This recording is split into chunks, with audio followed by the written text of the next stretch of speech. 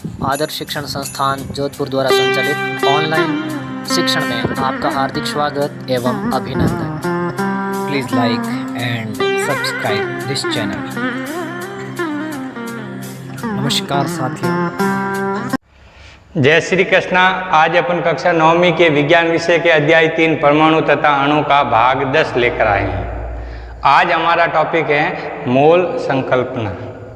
तो मोल संकल्पना पढ़ने से पहले देखो अपन को कुछ संबंधित तथ्य को जानना पड़ेगा, तभी आपको ये बात समझ में आएगी। इस पाठ का सबसे हार्ड टॉपिक है मोल संकल्पना। ये कैसे ज्ञात की जाती है, अवोगाद्रो संख्या क्या है, इसके बारे में अपन पढ़ेंगे। देखो एक एग्जाम्पल दिया है, एक रासायनिक समीकरण है H2 + O2 = H2, यानी हाइड्रोजन और ऑक्सीजन मिलकर क्या बना रहे हैं, जल।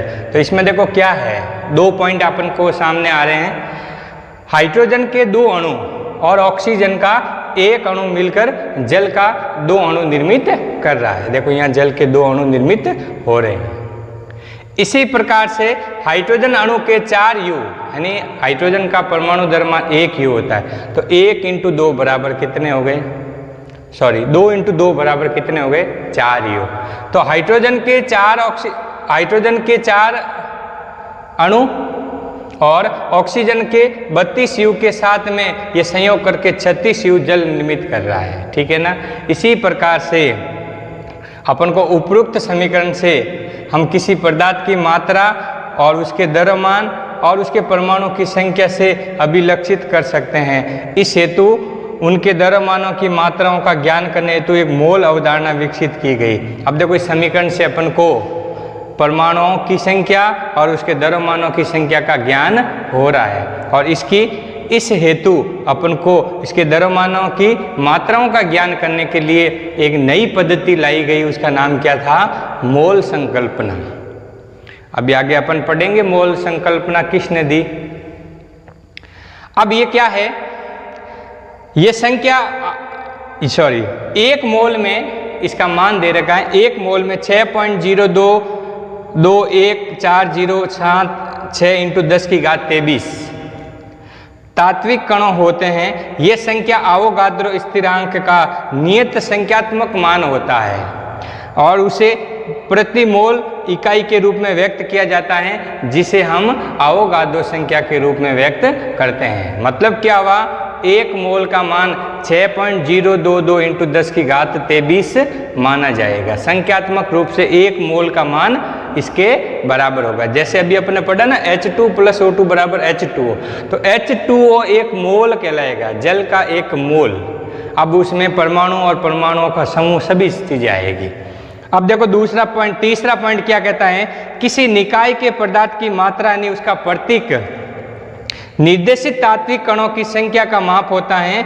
ये तात्विक कण एक परमाणु, एक अणु, एक आयन, एक इलेक्ट्रॉन या कोई अन्य कण या कणों का समूह हो सकता है, और इसे एक मोल निकाय के पदार्थ की मात्रा के रूप में लेते हैं, और इसमें इसका मान 6.0221407 × 10⁻23 के रूप में मानी जाती हैं, और इसको अपन 1 मोल के बराबर लेंगे तो हमारा मान क्या रहेगा, 1 मोल, यानी किसी भी पदार्थ का 1 मोल बराबर 6.022 × 10⁻23 संख्या के रूप में लिया जाएगा।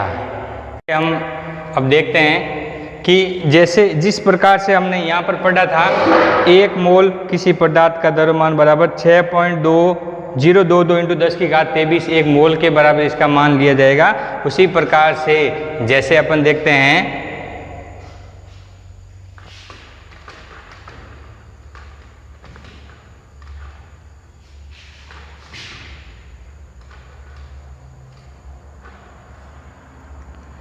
इसके ऋणात्मक मान को जिस प्रकार से अपन लेते हैं, अपन 1 मोल बराबर 6.022 × 10⁻23 ली।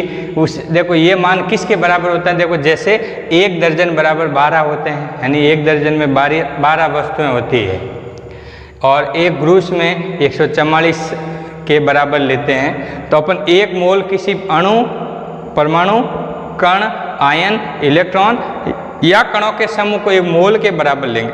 जैसे जल है तो जल का 1 मोल बराबर 6.022 इंटू 10 की घात 23 के बराबर लिया जाएगा। यानी कोई भी वस्तु एक मोल के बराबर लेते हैं तो वो उसका वो मात्रात्मक मान होता है।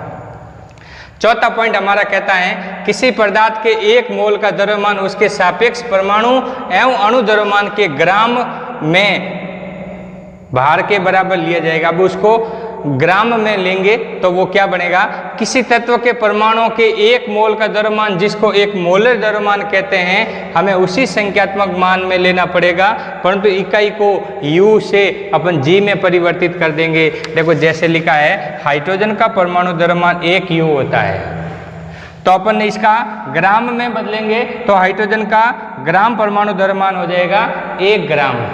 इसी प्रकार से ऑक्सीजन का परमाणु द्रव्यमान 16 U होता है, तो अपन इसको बदलेंगे तो ऑक्सीजन का ग्राम परमाणु द्रव्यमान कितना हो जाएगा, 16 U हो जाएगा। इस प्रकार से अपन इसके ये मात्रात्मक मानों को अपन ग्राम में बदलेंगे, ठीक है ना।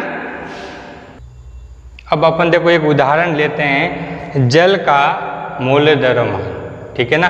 तो जल का मोलर द्रव्यमान ज्ञात करने के लिए अपन को ग्राम परमाणु द्रव्यमान, मोलर द्रव्यमान या ग्राम परमाणु द्रव्यमान कैसे ज्ञात करते हैं। तो देखो हाइड्रोजन का परमाणु द्रव्यमान 1 U, ऑक्सीजन का परमाणु द्रव्यमान 16 U।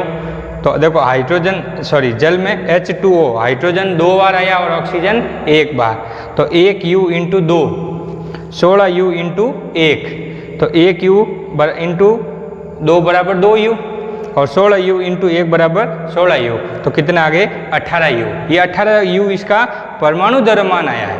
अब आपको इसका ग्राम परमाणु द्रव्यमान या इसका मोलर द्रव्यमान ज्ञात करने के लिए U से अपन इसको किस में बदल देंगे, G में, तो कितना आ गया 18 ग्राम आ गया। अब 18 ग्राम यहाँ पर सापेक्ष द्रव्यमान है और इसका मान 1 मोल के बराबर लिया जाएगा और 1 मोल का मान कितना होगा 6.022 इंटू 10 की घात 23, ठीक है ना।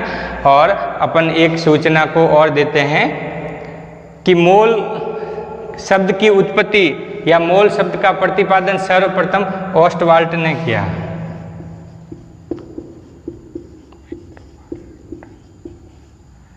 (1896) में।